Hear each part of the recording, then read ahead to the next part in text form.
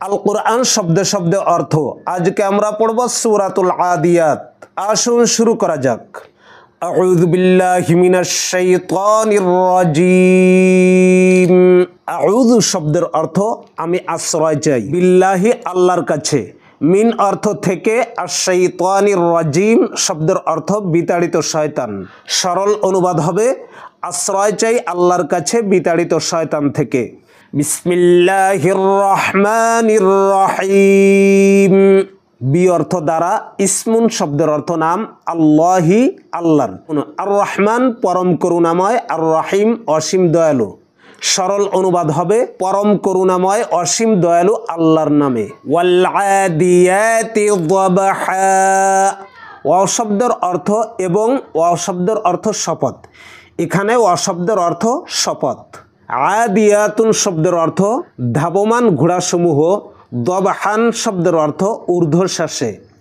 সরল অনুবাদ হবে ঊর্ধ্বশ্বাসে ধাবমান ঘোড়াসমূহের শপথ। ফালমুরিয়াতি কাদহা।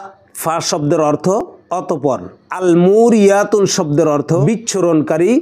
কাদহান শব্দের অর্থ আগুনের স্ফুলিঙ্গ। সরল অনুবাদ হবে অতঃপর যেগুলো ক্ষুরাঘাতে আগুনের স্ফুলিঙ্গ বিচ্ছুরণ করে।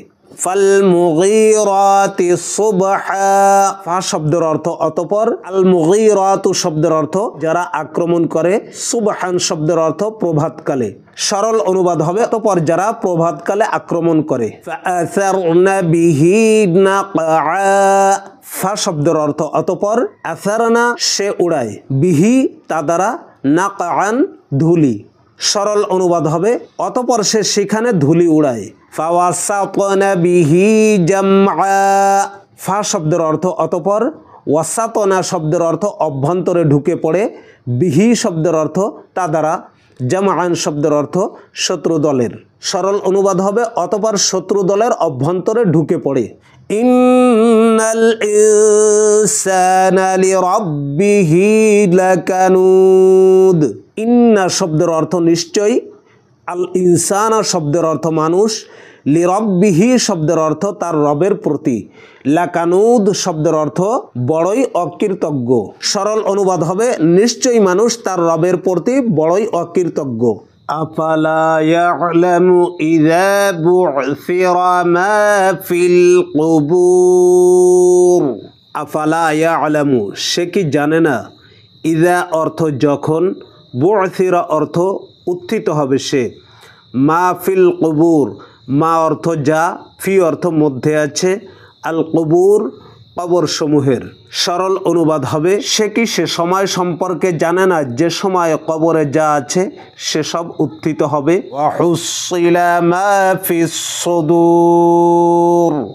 ওয়া অর্থ এবং, হুসিলা শব্দের অর্থ প্রকাশ করা হবে, মা অর্থ যা, ফি অর্থ মধ্যে আছে, আস-সুদূর অন্তরসমূহের। সরল অনুবাদ হবে এবং অন্তরে যা আছে তা প্রকাশ করা হবে। ইন্না রাব্বাহুম বিহিম ইয়াওমাইযিন লাখাবীর।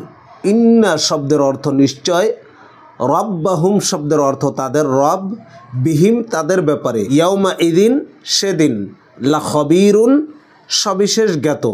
সরল অনুবাদ হবে নিশ্চয় তাদের রব সেদিন তাদের যা কিছু ঘটবে সে সম্পর্কে সবিশেষ জ্ঞাত। সাদাকাল্লাহুল আলিয়্যুল আযীম। ধন্যবাদ সবাইকে। আসসালামু আলাইকুম ওয়া রাহমাতুল্লাহি ওয়া বারাকাতুহু।